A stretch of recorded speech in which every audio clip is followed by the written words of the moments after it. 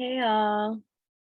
Um, I wish I were with you all this weekend. I was pretty stressed about figuring out what to do. A couple of friends are having birthdays. My partner's also having their birthday. I'm surrounded by Tauruses, and I was invited to go camping in the desert. And um, after much deliberation, I thought it would be better for my mental health to go, but I wanted to submit this case study and I plan on watching the recordings of all of your case studies. I wish I were there cheering you all on. I wish I could be in two places at once. I hope it's gone well for y'all. And I want to say that this time in the whole year of doing this intensive has just been super meaningful.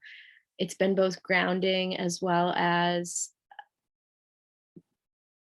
sort of buoying or elevating. Like, it's been really cool to just once a month go into this in-depth study of the cosmos and kind of astral project with you all. And I feel really grateful for the connections I've been able to make.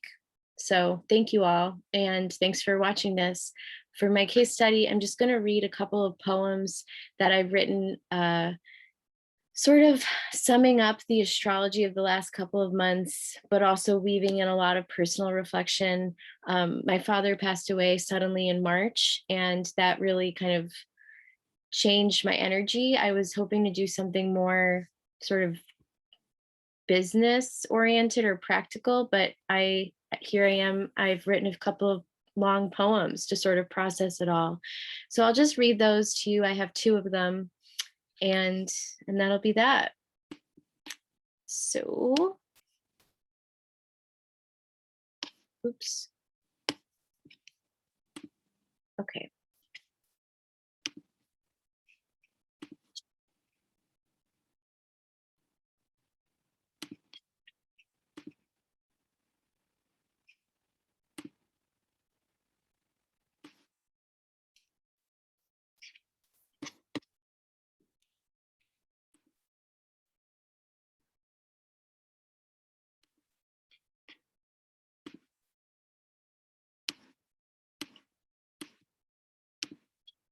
Sorry, y'all. One moment. I just had the weirdest thing happen with my computer. Okay, got it.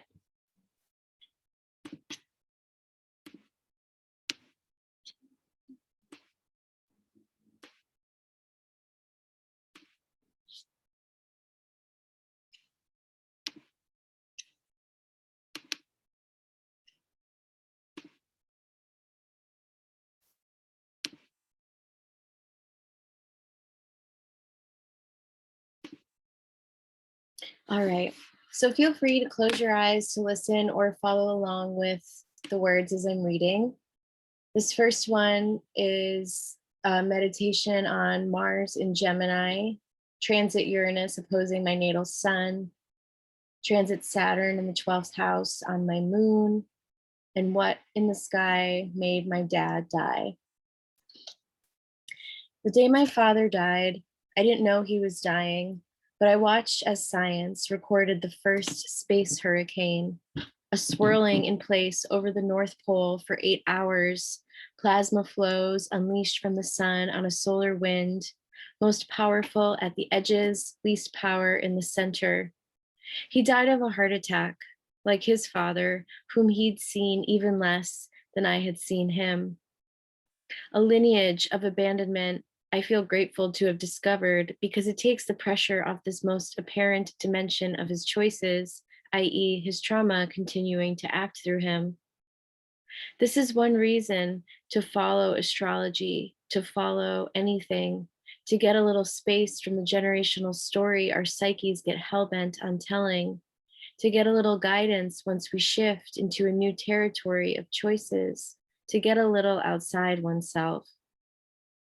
Raining electrons, raining up, up, upward into the upper atmosphere. As these clouds of charged particles hurl through space, they fuel magnetic ice storms and trigger stunning displays of northern or southern lights.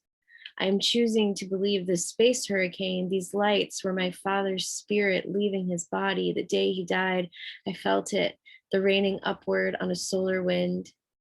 not this other image my mind has sculpted of him in a lazy boy, remote control in hand, or a jar on the kitchen floor, only one number in his phone.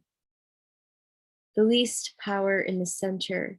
He died of a heart attack like his father, whom he had seen even less than I had seen him. His father also slipped through the cracks of addiction and being indigenous in a society hell bent on enacting toxic masculine trauma through him. I would be terrified to be a father too.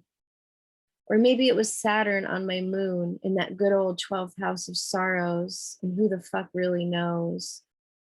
He must have had some planets there.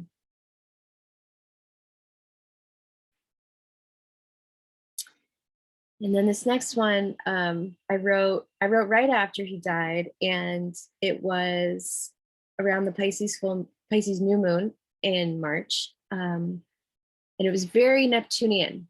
It was the new moon was conjunct Neptune and Venus, and it was all clustered together, and it was just like there was no veil.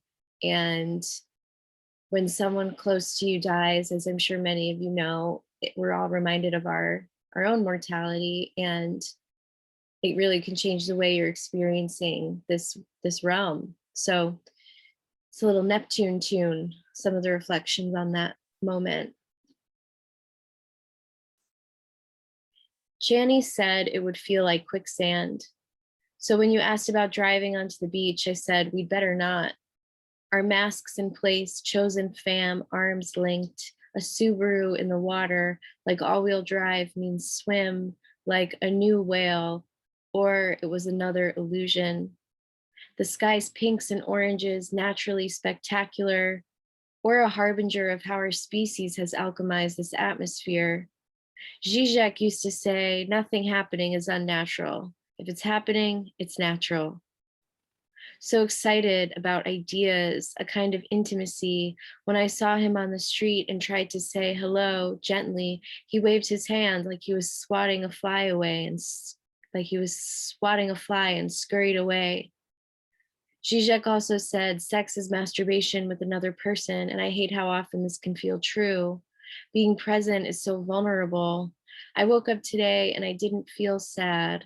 I looked at my ex-best friend's Instagram and read one of her poems. She texted me a minute later. She had just read my post about my dad dying because we were IG stalking each other at the same time. She was the one with me through so much of reconnecting with him. She was the one telling me to come back, leave the island, get more care. I eventually refused her care, cut her off. I probably did need a boundary, but back then my sense of those was very black and white. The need to set a boundary was so scary that it felt like an attack from someone else.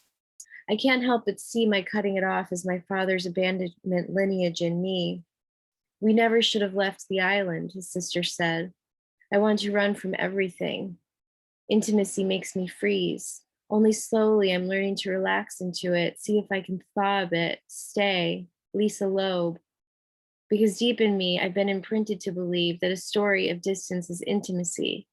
Maybe that's like avoidance as love, but it feels more dramatic, an epic abandonment, a saga, an elaborate castle of avoidance, not just some theory in a book or misfiring nerve bundles. Kim Kardashian's hologram dad, wishing her all things a dad should wish a daughter to have, and this fairy tale so perfect it's creepy and on the cusp of divorce from Kanye, the gift horse. When I dated a man with my father's same birthday, I tried to use him as Sagittarian portal to know my father, but essentially myself. It worked and it didn't, but at least I knew I was using him to know myself, which was perhaps a first step to stop using people you claim to care for. He once said, no one ever really sees anyone else.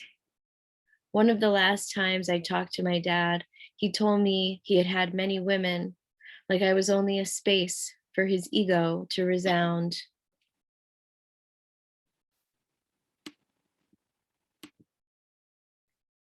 I wanted to write a third poem on another natal aspect I've been thinking about a lot, and I hope to get to it this summer.